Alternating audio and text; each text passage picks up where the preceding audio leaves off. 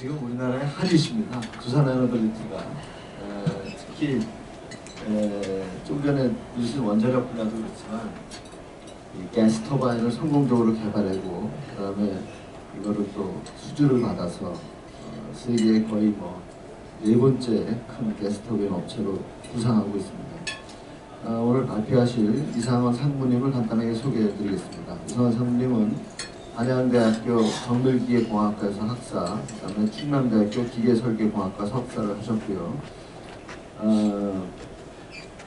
주요 양력을 말씀드리면은 먼저 삼성 테크인 파워시스템 연구소에 들어가셔서 선임으로 되셨고, 그다음에 두산중공업에서 가스터빈 개발팀 책임 수석, 가스터빈 개발 2팀장, GT 터빈 개발팀장, 그 다음에 가스터빈 개발 PM장, 그 다음에 가스터빈 오퍼레이션 담당, 가스터빈 센터 담당, 그 다음에 정부의 수소경제 정책 자문위원, 그 다음에 현재 두산 에너빌리티 파워서비스 가스터빈 설계 담당으로 계십니다.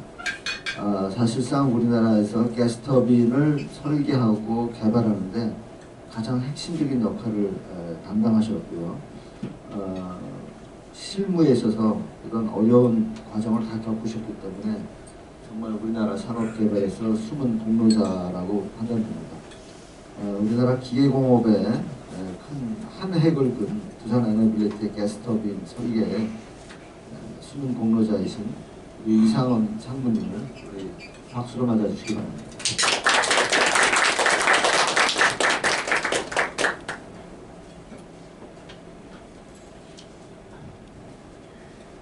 안녕하세요. 소개받은 두산 에너빌리티 GT 설계 담당하고 있는 이상원입니다.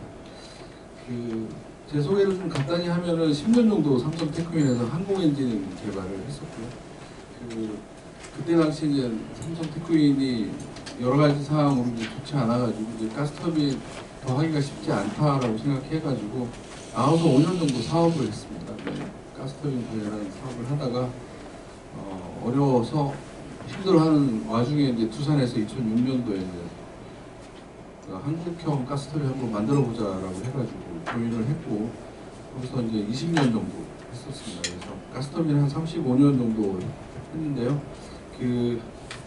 아까도 말씀드렸지만 사실 대형 가스터빈 제가 2006년도에 조인했을 때 5메가와트 만들 때만 해도 이게 진짜 어렵다라고 했고 기술이 없어가지고 동유럽 국가인 우크라이나 업체한테 이제 기술을 배우러 다니고 그랬던 상황이었는데, 지금은 저희들이 고용했던 유럽의 알스톰이나 G 엔지니어들을 이제 더 이상 필요 없다고 자르는 데까지 왔습니다. 이제 그 친구들이 개발한 모델들이 저희들이 지금 개발하는 모델 이전 모델이기 때문에 저희들이 뭔가 인사이트나 어떤 난리지를 배울 수 있는 게 더 이상 없다라고 판단하는 지금 상황까지 온 것에 대해서 되돌아보면 상당히 좀 감회가 새롭습니다.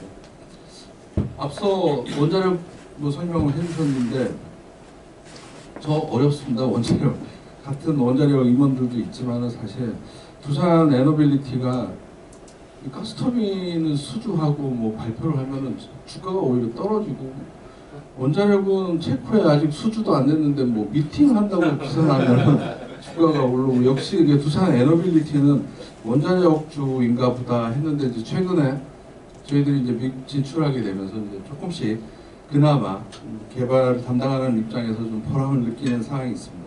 오늘은 지식을 전달하기보다는 두산이 하고 있는 가스터빈 처음부터 끝까지 아주 빠르게 또 너무 지루하지 않게 이제 여기 또 비전공하신 분들도 있고 조 교수님이 학생들도 온다고 그래서 편하게 좀 만들었는데, 죄송하게도 이게 이제 지지난주에 미국에서 학회에서 좀 발표를 해달라고 그래서 만들다 보니까 영문입니다. 근데 제가 이제 한글로 바꿀까 하다가 내용이 그렇게 어렵지 않아서 제 말씀 드리면서 쉽게 이해하시면 될 것 같습니다. 전체적으로 저희 두산 에너빌리티가 가지고 있는 이름도 두산 에너빌리티에서 두산 중공업에서 에너빌리티로 바꾼 게 이제 에너지하고 서스테이너빌리티 합성어입니다. 그래서 이제 여러 가지 이제 정부의 에너지 정책이 바뀌면서 청적 에너지 발전원을 중심으로 하는, 여기서 보면은 이제 그린 에너지로 대표되는 원전, 대형 원전, SMR, 그 다음에 이제 저희들 기존에 하고 있었던 가스터빈, 스팀터빈, 발전기, 그리고 신재생 에너지원인 이제 터빈, 풍력 터빈 진행을 하고 있고요. 이런 것들이 교체 주기가 있다 보니까 이제 롱텀 서비스도 하고, 그다음에 성능 개선도 하고, 그다음에 O&M 사업도 해야 되기 때문에 이제 그거 관련한 두 개의 큰 그룹으로 진행을 하고 있습니다. 앞서도 이제 조성봉 교수님 말씀했는데 10년 전에 부산 가스터빈 개발한다고 할 때 또 회의적이었다. 근데 저희들의 백그라운드를 보면은 사실 조금 뭐 부끄럽지는 않습니다. 하지만은 뭐 실제 OEM의 역사만 가지고 있는 게 아니라 1990년도 저희들 G, 그다음에 2007년도에 미쯔비시 이런 친구들한테 라이센스를 통해 가지고 가스터빈 복합 플랜트 기자재 공급 사업은 이미 하고 있었습니다. 물론 이제 발전기도 그렇고 스팀 터빈도 그렇고 그 이전에 이제 G 여러 가지 다양한 OEM사들의 기술 이전을 통해 가지고 원천 기술은 확보했지만 가스터빈은 정말 얻기가 어렵더라고요. 보시면 왼쪽에 이제 2006년도에 오메가와트 저희들 개발할 때 여기는 오메가가 제일 위에 있는 게 이제 오메가입니다. 정부 과제로 했습니다. 근데 이게 오메가는 사실 발전용으로 수요는 많지 않습니다. 어차피 이미 디젤이나 가스 엔진이 포진하고 있는 시장이었는데 저 쬐만한 거 개발을 국제 과제로 하면서 가스터빈 백본 테크놀로지를 좀 알자라고 했고, 그때 이제 22개 전 세계 업체들을 찾아다니면서 기술을 공동 개발하자고 하는데 다 리젝트를 놓더라고요. 근데 이제 우크라이나 업체 하나가 이제 돈이 아쉬우니까 이제 저희들하고 협력을 하게 됐습니다. 그래서 지금 저희들 가스터빈의 기술 수준은 터빈 인넷 온도라고 얘기하는, 여기 이제 1100도, 1500도, 1600도 이렇게 얘기하는데 이제 터빈 입구 온도가 올라갈수록 성능이나 효율이 많이 올라갑니다. 그래서 얼마나 이게 높은 수준의 가스터빈이냐 하는 거는 터빈 입구 온도가 몇 도냐라고 얘기하고, 예전에는 그거를 E클래스, D클래스, F클래스, 뭐 G클래스 클래스로 얘기했는데 1500 이후부터 일본이 J클래스, 그 J클래스가 H클래스 다음 J가 아니라 재팬의 J더라고요. 그래서 저희들은 이제 1700도 넘어가면 이제 K클래스라고 저희들은 부르려고, 코리아의 K클래스로 부르려고 하고 있고, 지금 수준은 1680도의 터빈 입구 온도를 저희들이 지금 개발 중에 있습니다. 예? 입구. 터빈 입구 온도가 연소기에서 연소가 됐을 때 화염의 온도, 컨버스트 엑즈 템퍼러처라고도 하는데, 이제 그게 궁극에는 터빈 노즐의 1단의 입구 온도가 되기 때문에 그게 기본적으로 얼마나 높은 온도에서 도느냐의 바로미터로 해서 저희들 가스터빈 엔지니어들은 TIT가 얼마야? 이렇게 얘기하면 그게 어느 정도 수준의 가스터빈이라는 걸 알 수 있습니다. 지금 아니죠. 연소 터빈을 지나면 팽창을 하기 때문에 이제 온도는 떨어지게 됩니다. 압력도 떨어지고. 현재 KF-22 국산 전투기용으로 얘기되는 것들이 이제 온도로 보면은 저희들 1500도 수준급이라고 보시면 될 것 같아요. F-22나 F-35 이런 애들이 이제 1700도, 1680도 정도 수준에 갔다고 보시면 기술의 거의 하이엔드에 저희들이 하고 있습니다. 그 창원에서는 저희들 뭐 대표적으로 아까 말씀드렸던 발전 기자재 중에 가스터빈하고 스팀터빈 발전기를 연간 뭐 3기가에서 6기가, 7기가까지 개발을 하고 있고요. 관련되어 있는 설비들을 저희들이 합니다. 잠시 이제 교수님하고 말씀드릴 때 전체 부품을 100이라고 보면 두산이 차지하는 것은 20%입니다. 80%는 국내 중소중견기업 생태계 통해서 하고 있고, 업체 수로는 한 350개 되고 있습니다. 뭐 하나 한다고 하면은 대기업이 중소기업 일까지 한다, 그런 일은 안 하고요. 대규모 설비 투자나 대규모 인력 투자, 그다음에 시험적인 뭐 어떤 밸리데이션이 필요한 것들은 중소중견기업들이 재무적으로 열악하기 때문에 그걸 수행하기 힘듭니다. 그래서 그런 것들, 큰 대형 원소재 개발, 그다음에 지금 그림에서 보고 있는데 이제 저기 17,000톤 프레스입니다. 이게 한 800억짜리 설비인데, 이런 것들을 이제 기업에다가 투자하라고 요구하기는 사실 힘들기 때문에 이런 힘든 부분들은 저희 두산 에너빌리티가 투자를 해서 진행을 하고 있고, 요거는 이제 저희들 가스터빈 개발하면서 앞서 말씀드렸던 힘든 부분이 이제 터빈 관련한 부분입니다.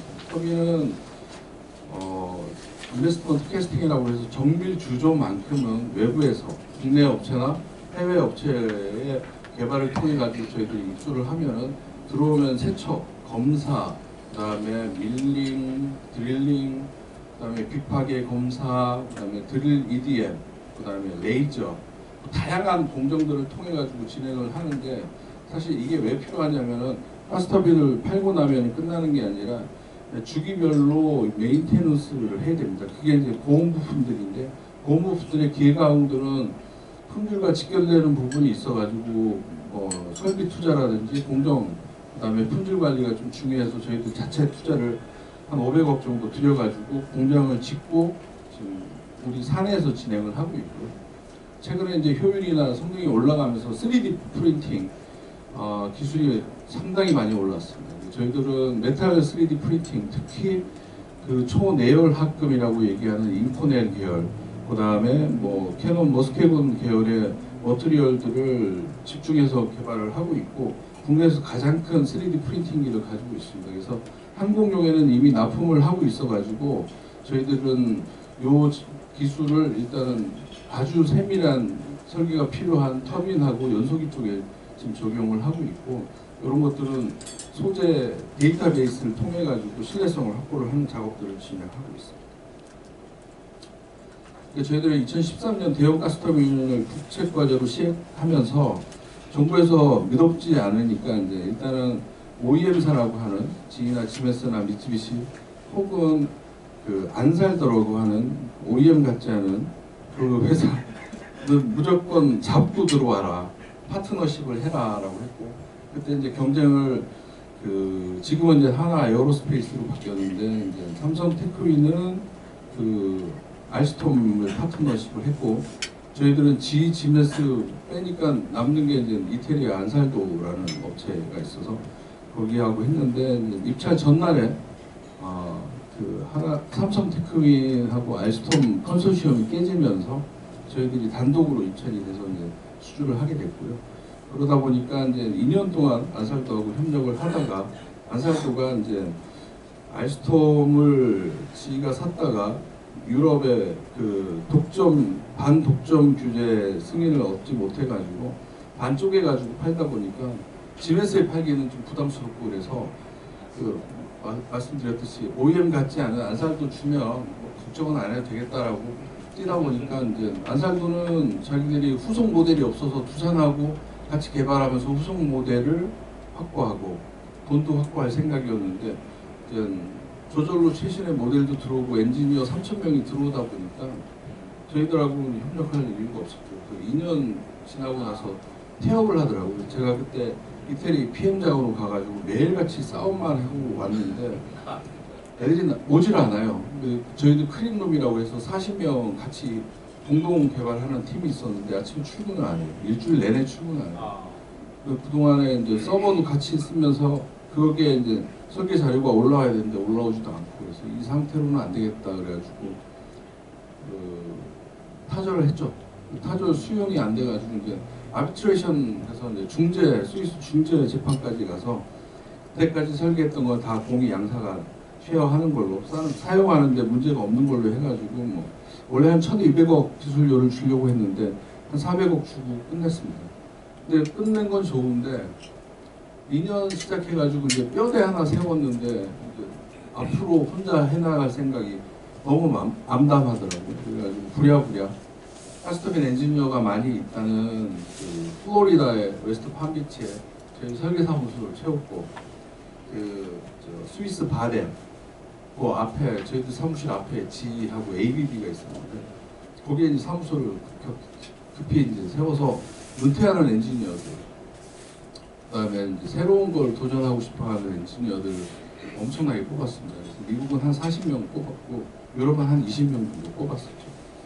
그네들 데리고 이제 일을 하게 되면서 여기까지 왔습니다. 근데 채용 오류도 많았고 뭐 문화적인 차이도 많다 보니까 뭐 여러 가지 어려움이 있었는데 저희들한테는 뭐 엄청난 큰 교훈이 됐고 잘하시는 분들은 끝까지 저희들하고 같이 하다가 작년에 이제 유럽 엔터티는 클로징을 했습니다. 더 이상 필요가 없어가지고 미국은 지금 같이 하고 있고 이제 그런 과정에서 저희들 엔지니어 전체적으로 한 300명 정도 확보가 됐고요.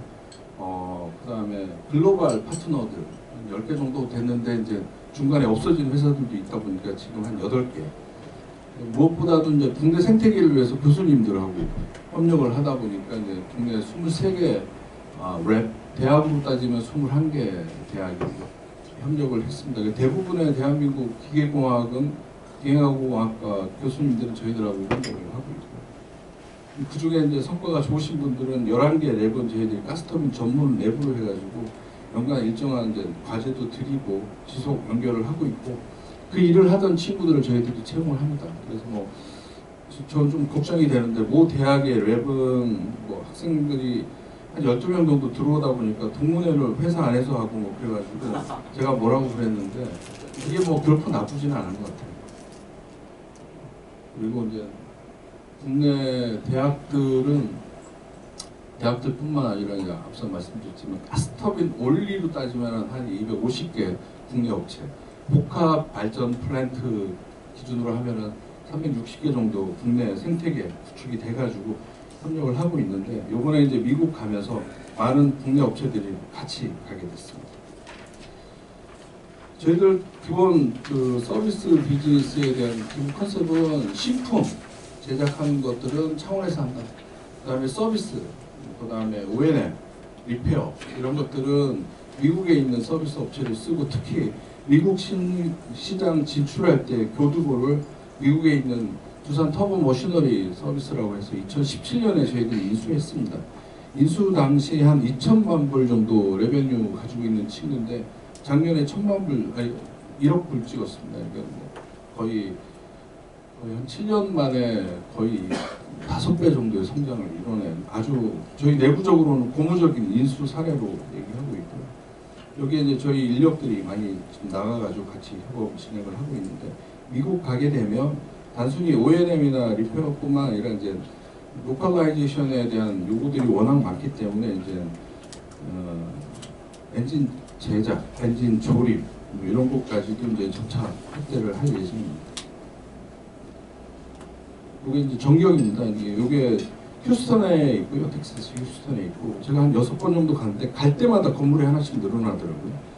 참 이게 이런 얘기 하면 뭐 모르겠는데 여기 이제 3명의 그 CEO, CTO, CEO 이렇게 있는데 그 친구들이 옛날에 슐츠라는 서비스 업체에 있으면서 거의 패밀리 후드, 그러니까 브라더 후드보다 더 진한 우정을 가지고 있는 친구들인데 그 친구들이 이제 그 맏형 역을 하는 사람이 요 부지에다 땅을 샀어요. 땅을 사가지고 이제 ACT라는 회사를 차렸고 땅은 일정 부분 이제 지분을 자기들이 나눠서 가지고 있는데 저희들이 그 인수를 하면서 땅값이 너무 비싸니까 땅을 임대를 했습니다. 그러니까 여기 있는 CEO, CSO, COO 뭐 이런 친구들은 월급도 받고 땅 임대료도 받고 그리고 미국의 이 서비스 비즈니스는 기존 월급은 상당히 낮습니다. 성과급은 성과 베이스로 올라가다 보니까 기본 샐러리는 별 중요하지 않아요. 엄청나니까. 그거를 저희들 한국 기준에 맞추려고 했는데 그렇게 되면 리텐션이라고 이제 애들을 잡을 수가 없다 보니까 뭐 그렇게 따라가는데 제가 한번 봤는데 세일즈 칩 세일즈 VP의 성과급이 거의 우리 사장님 이상으로 받아가더라고요. 근데 그만큼 성과는 정말 잘 되고 있고 무엇보다도 휴스턴 애들이라서 약간 터프한데 한국하고 분위기가 똑같아요. 그래서 미국의 어떤 비즈니스는 클린하고 좋은 줄 알았더니 여기도 우리보다 더해요. 형제 영업을 하더라고요. 형님 영업을. 차를 사가지고 고객사를 갔다가 너 차 바꿨네? 차 좋다 그러면 형님 뭐 싸게 드릴게요. 그래가지고 싸게 주고 또 나눠 갖고 겨울에는 또 그 디헌팅이라고 그래가지고 사슴 사냥도 같이 가고 애들 차에 장총이 2개씩 있어가지고 깜짝 놀랐습니다. 이제 본격적으로 이제 뭐 설명을 드리기 전에 이제 우리 모델 소개를 할게요. 저희들 90메가와트 요즘 핫합니다. 이게 왜 그러냐면 성능이 세계 최고입니다. 지금 이제 제작 들어가 있는 거고 아직 개발 중이라고 보시면 될 것 같고요.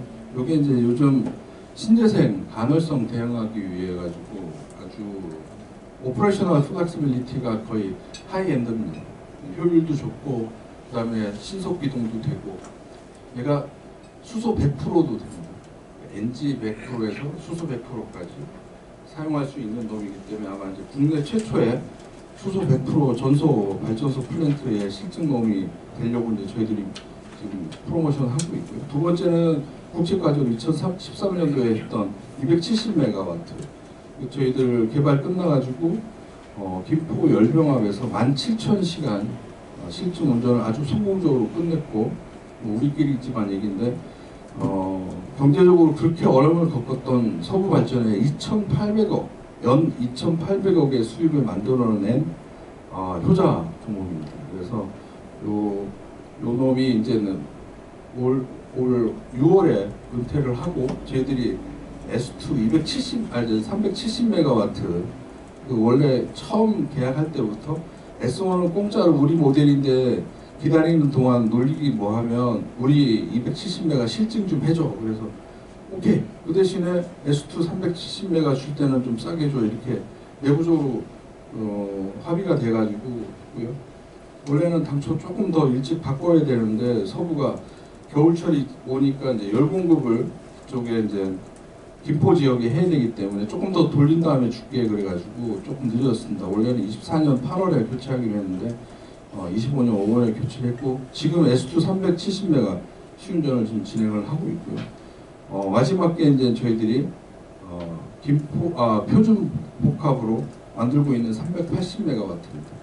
이게 왜 표준 복합용 가스터빈이냐 하면 380메가와트에 스팀 터빈 붙이면은 160 정도 180 정도 붙이면은 550메가 정도 복합이 됩니다. 그게 500메가 석탄 표준 석탄 대체 LNG 발전소의 기본 모형입니다. 그래서 그 용량에 맞춰서 개발을 했고요.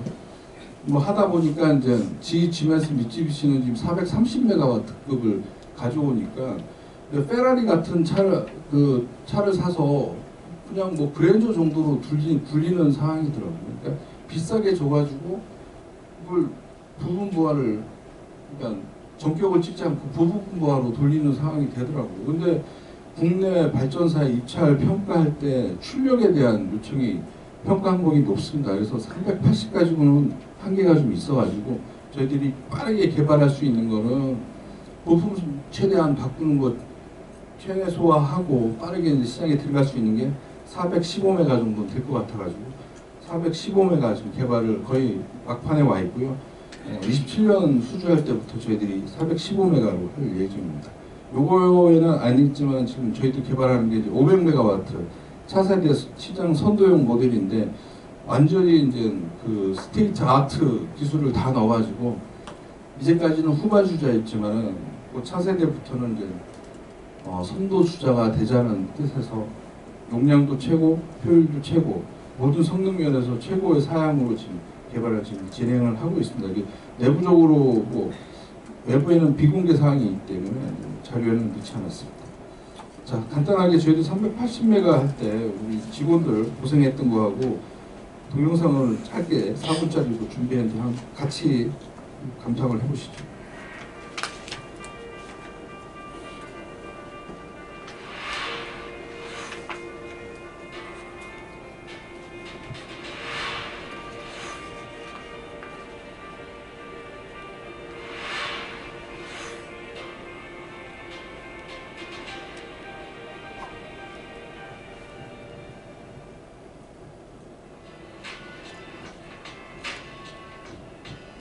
이 380메가 가스터빈 오일의 모습입니다. 무게는 340톤이고요.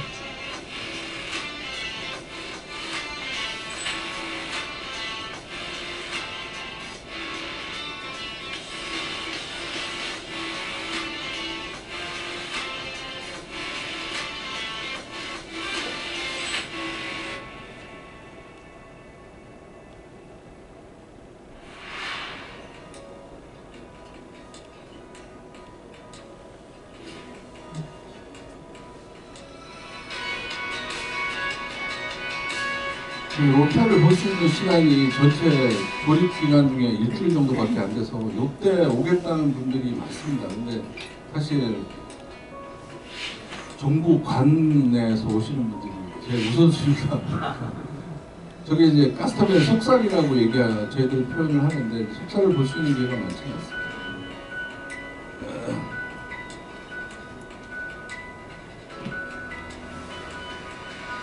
저희들은 이제 최종 재조립은 3개월 만에 조립이 끝나고요.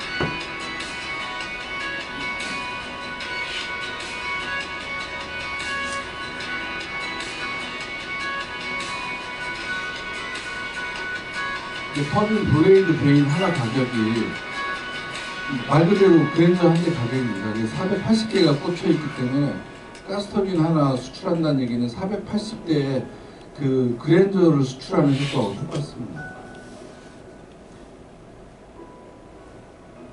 이게 저희들 이제 1,300억 들인 풀스피드 풀로드 시험 설비입니다. 500메가까지 가스터빈을 시험할 수 있는 거고, 이게 이제 컨트롤 룸이고,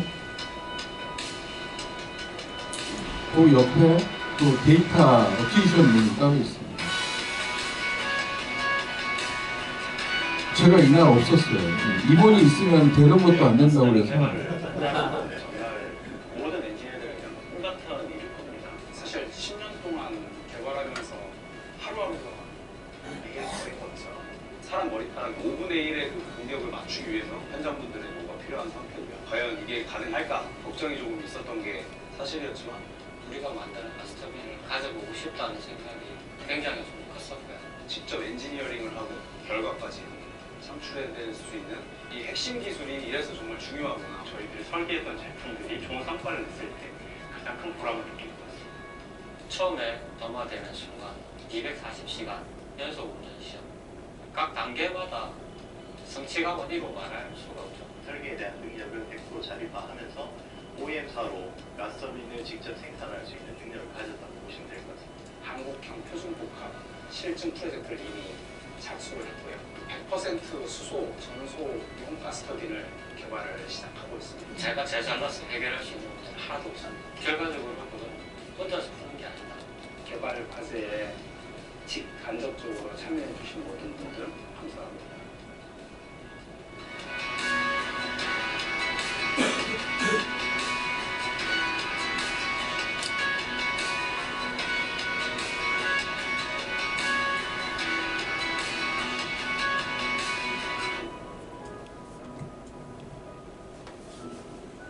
가스하고 터빈하고 스팀하고 합쳐가지고 380만 원.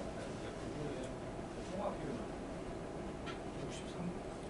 63%이죠. 세고 아닌가요? 그렇죠. 근데 이제 지금 지나치면서 카다로프나 홈페이지에서 얘기하는 것들은 지금 64%까지 가는데, 거기 이제 뜯어보면 입구 조건이 입구나 출구의 로스를 뭐 0으로 주는 경우도 있고 그렇기 때문에 저희들은 지금 나오고 있는 그 380메가와트는 거의 세계 수준입니다. 그래서 뭐 아시겠지만은 고령 신복화, 그다음에 안동, 하만, 분당, 그다음에 여수까지 다 저희들이 수주를 했고, 그다음에 음성 투도 지멘스가 저희들하고 경쟁했는데 저희들이 진짜로. 근데 이제 개런티에는 조금 보수적인 갈 수 있습니다. 그래도 62% 중반대 이상은 하고 있습니다. 그 사실 2013년도에 저희들이 개발할 때 미국 엔지니어들하고 전문가들 받았을 때 저희 개발 계획 얘기하면 웃었습니다. 말도 안 되는 소리 하고 있는데 가스터빈을 제대로 모르는 친구들이구나라고 생각을 했고, 진짜 많이 무시도 당했습니다. 미팅 가면은 안 만나주는 친구도 있었고, 이미 어레인지가 돼 있었는데도 참 수모를 많이 당했고, 뭐 그런 과정들을 묵묵하게 따라준 친구들이 지금 이제 팀장급으로 돼가지고 이제 팀장을 하고 있고 그러는데, 이제 최근에 이제 2020년 정도에 저희들이 그 웰컴 파트 비슷하게 이제 그렇게 같이 저희들하고 했던 엔지니어링 산업 엔지니어들 전문가들 불러가지고 얘기했는데 다들 하나같이 깜짝 놀라더라고요. 있을 수 없다. 오히려 걱정을 하더라고요.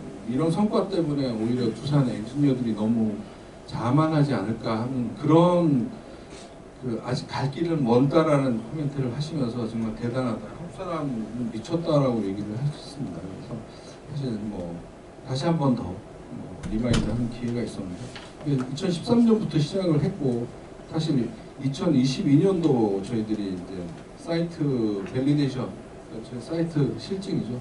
하기 전에 이제 사내 실증을 해왔고 지금 이제 23년에서 25년까지 돌다가 지금 내려왔습니다. 그래서 우측에 보시면 아시겠지만 이제 등가 운전 시간으로는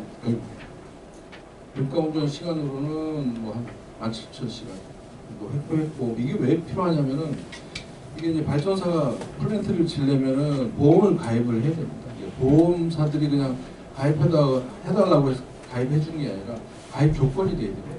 조건이 안 되면 아예 안 받거나 아니면 신뢰성이 약간의 의심스러우면 보험료율이 상당히 높습니다. 그래서 최소한의 8,000시간, 등가 운전 8,000시간 또는 2년 이상의 운전 실적이 확보돼야지 이 가스터빈은 보험을 들어줄만 하다라고 하기 때문에 저희들이 8,000시간만 확보하면 되는데 이제 서울발전에서 더 돌리자 해가지고 더 돌렸고 지금 이제 차세대 다음 모델인 370MW 운전을 할 예정이고 지금 S2가 이제 지금 표준 복합 모델입니다. 21년부터 개발을 했고 이걸 이제 정부가 발표할 때 얘기하는데 이게 되겠어 했던 것들 처음에는 많이 걸립니다. 한국 엔진 때도 제가 방사청 가서 많이 얘기했는데 첫 모델을 자주적으로 누가 해주는 걸 받는 게 아니라 우리들이 참여해가지고 하는 데는 시간이 좀 걸리지만 두 번째, 세 번째 개발 모델은 금방 나옵니다.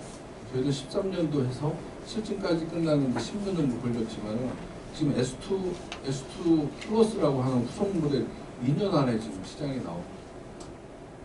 자체적인 경험이 스스로 만들어 본 경험이 생기면 거기서 나오는 가속도라는 건 엄청나거든요. 근데 당장 첫 모델이 무슨 7년, 8년 걸려라고 하지만 진짜 중장기적인 어떤 국가 기반 기술을 확보하는 측면에서는 그러한 좀 기다림이 필요하고 이렇게 진행할 수 있었던 거는 2013년도에 저희 정부가 이제 참여한다라고 얘기했을 때 지금의 이제 저희 그룹 부회장님이 박지원 부회장님께서 오케이 1조만 쓰세요. 그 쓰는 내용 중에 제가 한 8천억 정도는 PM장 하면서 개발팀장 하면서 많이 썼습니다. 근데 그 과정 중간중간에 저희도 채권단 들어가 있고 민원 구조조정할 때 저희 부회장님이 가스터빈 보호를 해주셨어요. 그리고 지주라고 하는 두산에서 이사회 할 때마다 엄청나게 챌린지를 많이 받았어요. 심지어는 박지원 부회장의 그러니까 합의이 아니라 호비 프로젝트다. 자기의 개인의 관심에 의해 가지고 그룹을 힘들게 한다라고 할 정도로 많은 챌린지 받았는데 그게 오너기 때문에 아마 가능했을 텐데 끈질기게 밀어붙였고 그 와중에 제가 이제 그 예산 증액을 720억, 580억 이렇게 두 번을 했는데 580억 하실 때는 이 팀장님 이게 진짜 마지막이어야 돼 라고 농담 삼아 할 정도로 그래서 그때 애절함을 좀 느꼈는데 지금은 어디 가서든 인터뷰하시면 가스터빈 결정에 대해서 자신 있어 하고 기뻐하시면서 저 개인적으로도 상당히 보람이 있습니다. 이건 뭐 기술적인 거기 때문에 우리 가스터빈은 이렇게 압축 연소기 터빈의 장점이 있고 차별화됩니다라는 거고요. 요거는 이제 제가 좀 해상도를 좀 낮춰놨는데 위쪽이 380메가, 아래쪽이 저희들 초도 모델인 270메가인데 어떻게 보면 비슷합니다. 비슷하고 저희들 특징이 이제 터빈 쪽에 이제 멀티 타입 볼트냐, 뭐 싱글 타입 볼트냐 하는 뭐 차이가 있다는 건데 요거는 기술적인 사항이죠. 넘어가겠습니다. 중요한 게 이제 수소 터빈이죠. 저희들이 2021년도에 이제 수소 터빈이 필요하겠다. 그때 이제 막 온실가스 감축 얘기 나오고 그래서 저희들이 좀 발빠르게 움직이겠습니다. 그래서 이때도 또 개발이 다 돈이지 않습니까? 2030년까지 개발하겠다고 계획안을 가지고 그 산업부 찾아가가지고 멋지게 발표를 했죠. 지금 이제 국장님으로 가시는 분인데 그랬더니 끝나고 나서 이거 봐 매일 그 해외 OEM사들 뒷공무니만 따라다니겠다는 얘기를 뭘 그렇게 자랑스럽게 하냐고 엄청나게 챌린지를 받았어요. 쫓아와가지고 회장님한테 다시 부회장님한테 얘기해가지고 380억 들여가지고 2030년이 아니라 2027년 말까지 개발하겠다는 약속을 하고 돈을 받았죠. 그래가지고 개발을 빨리 했는데 작년에 그 과장님 지금 국장님인데 강감찬 국장님인데 실장이시. 지금 실장 되셨나요? 아, 혼자 잘 나가시네요. 저 봤는데 알아보시고 그러는데 이상 우리 수소는 좀 더 기다려야 될 것 같은데 개발 천천히 해요. 그 얘기를 하더라고요. 내가 어이가 없었습니다, 솔직히. 그 사람 한마디 말에 380억이 투자되고 3년을 땡기고 저희 인원들도 확보하고 연소기 팀은 지금 NG 연소기관 천연가스 가스터빈 연소기도 개발해야 되죠. 혼소도 해야 되죠. 전소도 해야 되죠. 최근에는 사우디 쪽 진출을 하려면 리퀴드 퓨얼, 듀얼 퓨얼 안 되면은 PQ가 안 된다 그래가지고 리퀴드 하죠. 지금 직원 30명이 그거 다 쳐내기가 힘들거든요. 근데 그거 말씀을 하시기 전에 뒤통수 한 대를 때려주고 싶었는데 에너지 정책이 뭐 그분이 의도해서 변하는 건 아닌데 저희들은 지금 개발을 하고 있고 요거 저희들이 가지고 있는 전략은 기존에 쓰고 있는 거 수소 혼소로 전환하는 거는 연소기 뭐 수소 터빈이라는 게 따로 있어가지고 터빈을 다 바꾸는 줄 아시더라고요. 근데 저희들은 그렇지 않습니다. 좌초 자산을 최소화하기 위해서 연소기에 있는 헤드, 연소기 노즐 부위에 해당하는 그거만 교체하면 전체적으로 10% 미만이죠. 가스터빈에. 투자하면은 혼소 50%까지 혼선되고 물론 그 대신에 이제 연료 공급 서플라이 시스템은 이제 구축이 돼 있어야 되겠죠. 그리고 전소로 가는 건 또 다른 얘기더라고요. 기존의 연소기 타입 가지고는 안 돼서 그 마이크로 믹서라고 하는 그 낙스나 아니면 화염 안전성을 좀 균일하게 해서 안전성을 높이는 설계 기술이 들어갑니다. 그래서 이게 수소 터빈이 엔진을 그 천연가스 가스터빈 돌리다가 통째로 그냥 엔진을 바꾸는 게 아니라 연소기만 튜닝을 통해 가지고 바로 연료 전환이 가능하다. 그렇기 때문에 자초 자산을 최소화하고 전환의 기간을 아주 단축시킬 수 있는 획기적인 기술입니다. 그래서 LNG로 일단 복합을 보급하고 수소 공급에 대한 인프라 뿐만 아니라 수소 가격이 어느 정도의 경제성을 확보할 때 그때 전환하면 됩니다라고 얘기하는데 이제 너무 지금 에너지 정책이 극단적이에요. CHPS도 그렇고 뭐 발표 2시간 전에 뭐 캔슬 얘기가 나오고 이러는 거 보면 그래서 저희들 사실 그 수소 정책 전문위원회에서도 뭐 2시간 동안 얘기했을 때 섬투장이더라고요. 발전사들 특히. 그 준비하는데 1년 반을 준비하는데 엄청난 인력과 비용이 들어가는데 그걸 한순간에 취소를 하고 그러니까 그래서 그건 좀 더 지켜봐야 되는데 제 개인적인 바람은 발전사나 저희들 제조사 그다음에 교수님들이나 시장을 볼 수 있는 분들이 미래 예측 가능한 중장기 로드맵이 정부 주도로 좀 돼야 되고 이게 좋은 케이스가 미국의 DOE 같은 경우는 10년 중장기 단기 계획들이 있고 그게 약간의 튜닝은 있을지 몰라도 큰 줄기는 그대로 가는데 우리나라는 너무 아쉽다. 그 얘기를 좀 말씀을 드리고요. 보시다시피 저희들은 이제 토커아이어링은 혼소, 100% 수소는 이제 전소라고 보시면 이제 각 용량별로 개발 계획을 저희들 자신 있게 지금 말씀을 지금 드리고 있고요. 아까 말씀드린 중형급 90메가 조만간 지금 전소 터빈 실증 사이트를 이제 발굴해서 진행을 할 예정이고 이거는 국책과제로 정부에서 지원을 해주고 있습니다. 그다음에 뭐 저희들 가디안 T라는 게 가스터빈만 납품하면 제어 시스템은 뭐 기존에 있는 해외 업체 거 쓴다는 건 웃긴 거죠. 몸은 한국인데 두뇌는 또 외국 거 쓴다는 건 안 되기 때문에 저희들 이제 제어 시스템까지도 가지고 있고 저희들이 그냥 납품만 하고 끝나는 게 아니라 우리 엔진, 우리 복합 플랜트가 어떻게 돌아가는지 리모트 모니터링 서비스를 통해 가지고 실시간으로 저희들 데이터도 받고 문제점도 확인하고 이런 DB들을 통해서 향후 넥스트 모델이나 ONM 서비스를 위한 기초 기반으로 활용할 예정이고 이런 것들을 미국에서는 아주 기본적으로 요구하고 있기 때문에 잘 구축이 되어 있다. 그리고 이거는 이제 가스터빈에서 이제 저희들 정비 중입니다. 그래서 기본적으로 25K 기준으로 50K에 바꾸고 다시 25K 유지 보수하는 계획들인데, 이거 저희들이 지금 좀 더 차별하기 위해서 33K, 33,000시간 지나면 검사하고 66,000 되면 이제 교체하는 그런 좀 수명 연장을 하고 있고요. 저희들은 터빈 케이싱 안 열고 블레이드 일단 교체할 수 있습니다. 그래서 일지하게 메인터넌스 할 수 있고, 이를 통해서 다운타임, 발전소 정지 기간을 최소화할 수 있는 차별점이 있다. 이런 것들이 이제 고객들이 상당히 좋아하시는 얘기입니다. 근데 저희들이 중요한 거는, 저희들 가스터빈 개발해가지고 그냥 사이트에 보내는 게 아니라 사내 시험을 통해가지고 충분히 설계가 제대로 됐는지 검증을 하고, 그다음에 커머셜 오퍼레이션 기간을 최대한 단축시키는 커스터머 프렌들리 전략을 가지고 있습니다. 물론 이런 것들이 비용은 든다 하더라도 나중에 사이트에서 생기는 문제점들이 있을 경우 회사의 레퓨테이션이나 신뢰성에 문제가 있다라고 판단해서 저희들은 선제적으로 진행을 하고 있습니다. 여기 앞서 동영상에서 봤던 그 전격 도화 시험 설비라고 해서 풀 스피드, 풀 로드 테스트 퍼실리티입니다. 그래서 500명까지 시험할 수 있는 설비입니다. 그리고 이제 S1 저희들 김포 열병합에서 17,000시간 성공적으로 한 거.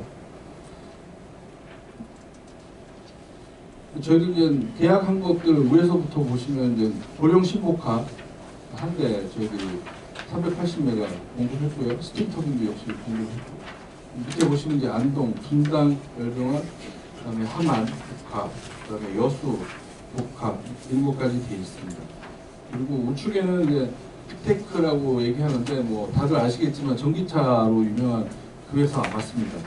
얘들이 두 대 와가지고 사더니 좀 있으면 이제 기사가 나올 텐데 3대 더 계약이 됐습니다. 그래서 1차적으로 지금 5대, 그리고 이 친구들이 요거의 성공 케이스를 만들어서 미국 전역에다가 이제 카피 페이스트 프로젝트를 하겠다라는 꿈을 가지고 있더라고요. 근데 뭐 좀 황당한 얘기인데 그 황당한 걸 실현을 잘하는 친구이기 때문에 아마 나쁘지 않다고 생각을 해서 저희들도 여기에 최대한 집중을 좀 하고 있고요. 국내 보급하는 순서를 좀 바꿔서 일단 먼저 공급을 할 예정입니다. 내년 6월에 한 대가 나오고 내년 9월에 두 번째 기가 나갈 예정입니다. 수차적으로. 저희들 실사도 많이 받았습니다. 뭐 지금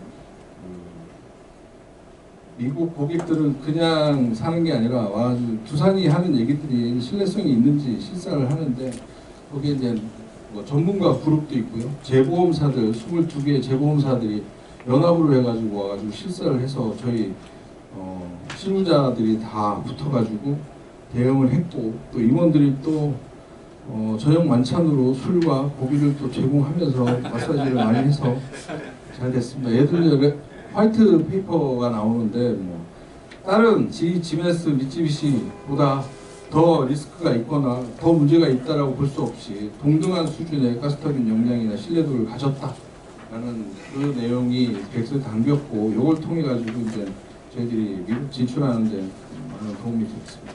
이걸로 또 프로젝트 파이낸싱도 가능하기 때문에. 마지막입니다. 멀리 달려왔는데 우리 전력산업연구회가 이제 정기보험 교수님들하고 또 긴밀하게 돼 있고 그래서 계속적으로 가는데, 제가 한 6개 정도 썼다가 우리 전무님이 야 아침에 체한다 2개만 줄여라. 그래서 일단은 대형 가스터빈 380메가 수소 전소하면 12시간 돌리는 기준으로 320톤의 수소가 필요합니다. 저희 창원에 지금 하루 5톤 만드는 수소 액화 생산 플랜트가 있는데 그거 만드는데 1,200억 들었어. 그러니까 말도 안 되고 현실성 떨어지는 얘기 하지 말고 현실 가능한 얘기. 중형급 수소톱이 하루에 가장 좋은 시간대 12시간 돌릴 때 한 12톤이면 됩니다. 물론 적지는 않습니다. 근데 SK가스나 SKENS 그 롯데케미칼 이런 애들은 뭐 25만 톤 뭐 이런 얘기 하는데, 그런 얘기 하지 말고 중형급 수소터빈만 하나 만들어서 CHPS가 아마 좀 조만간 다시 나올 텐데 석탄 암모니아는 아마 이제 뭐 발붙일 데가 없을 것 같고요. 수소, 혼소나 전소 정도 나올 텐데 혼소 50% 하면 전체 발전 온실가스 감축 기여도는 20%밖에 안 됩니다. 이게 볼륨 베이스이기 때문에. 근데 그렇게 하지 말고 찌질하게 그냥 100% 전소. 저희도 중형급 준비되어 있습니다. 그리고 요즘 전력거래소에서 큰 거, 아까 말씀드렸듯이 페라리 사가지고 아반떼처럼 굴리지 말고 아반떼를 여러 개 사가지고 굴려라 라는 요구들이 있습니다. 근데 그거에 대한 CP나 SMP나 이런 것들이 인정해 줄 만한 전력 판매 요금 체계가 안 돼 있는데 그게 이제 수정이 지금 들어가고 있고요.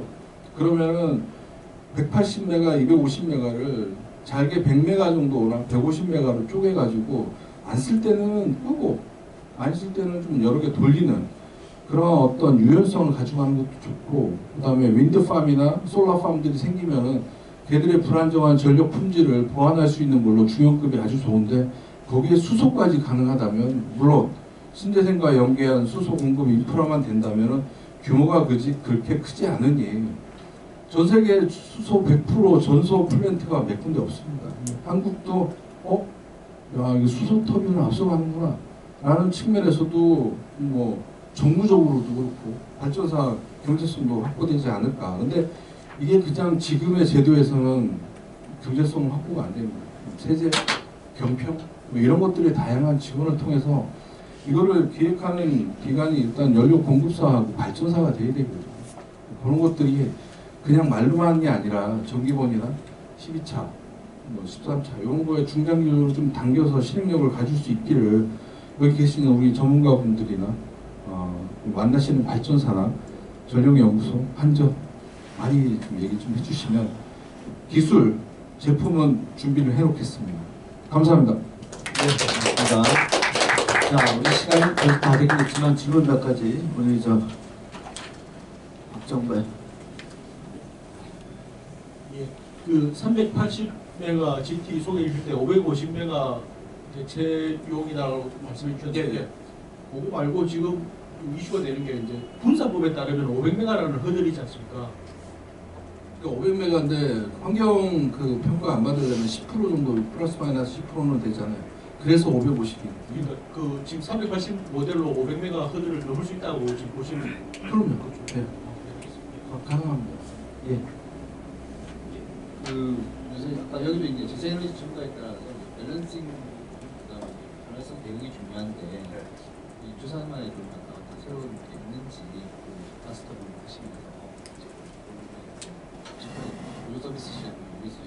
그러니까 지금 이제 간헐성이나 지금 뭐 픽쉐이빙용으로 필요한 게 그 운전 유연성이라고 하는 MECL이라고 해서 그 낙스 규제치를 만족하면서 최저로 내릴 수 있는 게 점점 내려가는 게 그 낮아지는 게 좋은 강점이 있고요. 그다음에 한 번에 올릴 때 많이 올리는 램핑이라고 하는데 램핑이 좀 높은 것들이 좋고요. 뭐 그런 것들을 지금 시장 수사를 통해 가지고 하이엔드 타겟으로 잡아가지고 그 오퍼레이셔널 플렉서빌리티, 그다음에 퓨얼 플렉서빌리티. 아까 수소만 얘기했는데 중형 90메가, 100메가짜리는 저희들이 LNG, 그다음에 수소, 그다음에 리퀴드, 그러니까 디젤이라고 표현하는 중동 쪽에서 많이 요구하는 페가퓨얼인데 이 세 가지가 다 됩니다. 그러면 뭐 이거 그러니까 물론 아라비안 슈퍼라이트 같이 더티한 오일은 아니더라도 대응이 충분히 가능하기 때문에 많이 필요하고요. 저게 이제 뭐 요즘 ESS하고 연계한다고 그러면은 백업으로는 더 이상 저만한 모델이 없고 가격도 좋습니다. 지금 케미칼 쪽에 이제 고객사에서 연료비가 너무 많이 올랐는데 예를 들어서 LG화학 여수 쪽에는 1년 전기료가 8,000원이더라고요. 올라가지고. 근데 저거 중형 몇 대 놓으면은 자기도 엄청나게 가격이 주니까 저희들하고 지금 공급 계약을 하려고 하는데 너무 빨리 달라고 그래가지고 저희들이 아까 말씀드렸듯이 이제 제작해서 시험해야 되는데 좀 시간 조율을 좀 하고 있습니다. 그래서 그렇게 된다면은 저희 뭐 LG뿐만 아니라 GS-ENR도 그렇고 뭐 하나에너지도 그렇고 지금 저희들 입지로 오는 데가 많고요. 저희들은 중형은 사실 50Hz, 60Hz 겸용입니다. 그렇기 때문에 잘 아시겠지만 저희들 그 그 체코의 스코다를 인수해가지고 하고 있는데 걔들이 스팀 터빈 중소형을 잘하는데 이제는 스팀 터빈만 입찰하는 데가 없어요. 석탄이 없어지다 보니까 유럽도 그러니까 가스터빈하고 복합으로 들어가고 싶은데 가스터빈 모델이 없으니까 최근에 그 체코 원전 때문에 기술 뭐 줄래 뭐 이런 딜을 하다 보니까 우리 부회장님이 가가지고 좀 중형 기술 줄게요 뭐 이렇게 해가지고 조립이나 제작 기술은 저희들이 트랜스퍼해서 라이센스를 통해 가지고 유럽 진출은 중형은 그렇게 진행을 할 거기 때문에 보급률은 상당히 높아질 거라고 생각합니다. 그 한 가지 우리 학생들 이렇게 뭐라고 얘기하면 가장 매력적일까? 저희들 입사하면은 2년 안에 그 엘리트 마일리지가 됩니다. 보러 다니고 배우러 다니고 가르치러 다니고 사이트 가야 되고 그리고 뭐 들어와서 여권 만들기 했던 친구들이 2년 지나면 엘리트 5만 마일리지 이상 될 정도로 해외 선진사든 후진국하고 교류할 수 있는 기회가 많습니다. 그래서 관심 있고 그게 꼭 엔지니어가 아니더라도 또 저희들 사업관리나 영업이나 뭐 마케팅 쪽에 필요하니까 관심을 가지고 좀 지켜봐 주십시오. 예, 우리 학생들 질문을 좀 환영하는데 학생들의 첫 질문 우리 원성재 씨. 아까 연소기 튜닝을 통해서 연료를 바꾼다고 하셨는데 그때 연소기 튜닝이 TIT 조건 외에 어떤 조건을 만족시켜야 하는지도 궁금하고 연소기만 바꿨을 때랑 전체를 연료에 맞춰서 바꿨을 때 효율 차이는 있는지가 궁금합니다.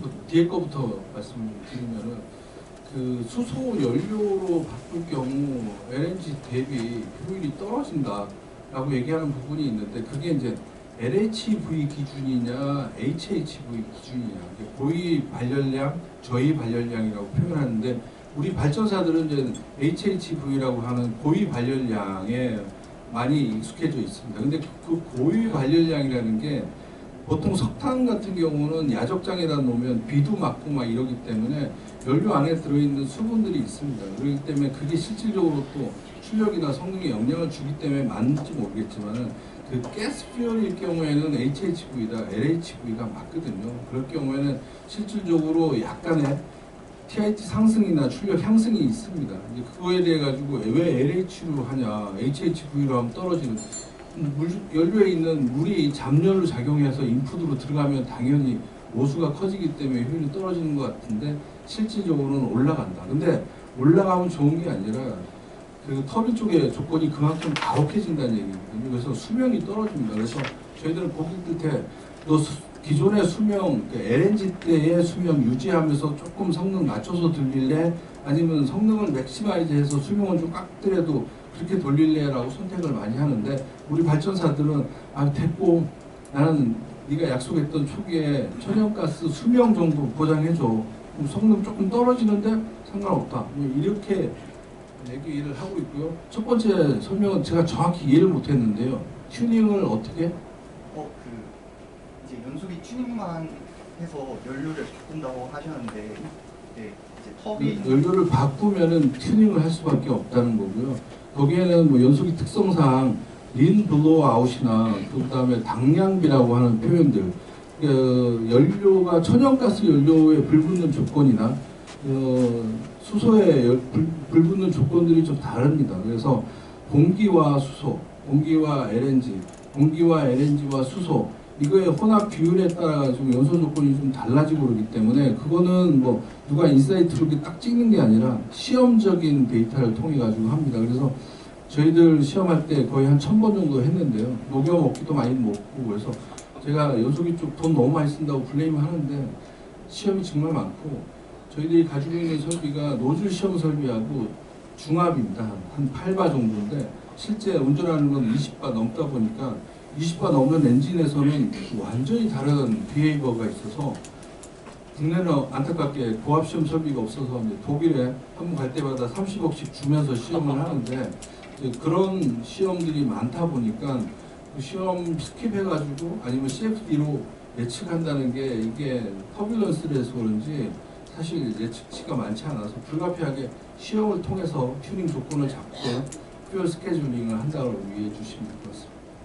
예, 뭐 시간이 너무 오버돼서 오늘 여기까지 하는데 제가 아까 쉬는 시간에 잠깐 여쭤봤어요. 우리나라 중요한 공기업들이 많이 민영화됐는데 여기 뭐 계시지만 포스코, KT, KTH 전부 다 주인 없는 민영화를 했습니다. 그런데 주인 있는 민영화를 딱 하나 한 게 있는데 그게 바로 한국중공업을 두산그룹이 가져와서 주인 있는 민영화를 했습니다. 그래서 제가 여쭤봤는데 만약에 주인 없는 민영화 했으면 가스터빈 개발을 가능했겠습니까? 라는 물어보니까 이사님이 절대 불가능합니다. 오나가 확실한 소신을 갖고 장기적인 그 안목을 할 수 있는 것은 역시 주인 있는 민영화다. 자, 다시 한번 박수 부탁드리면서 감사합니다.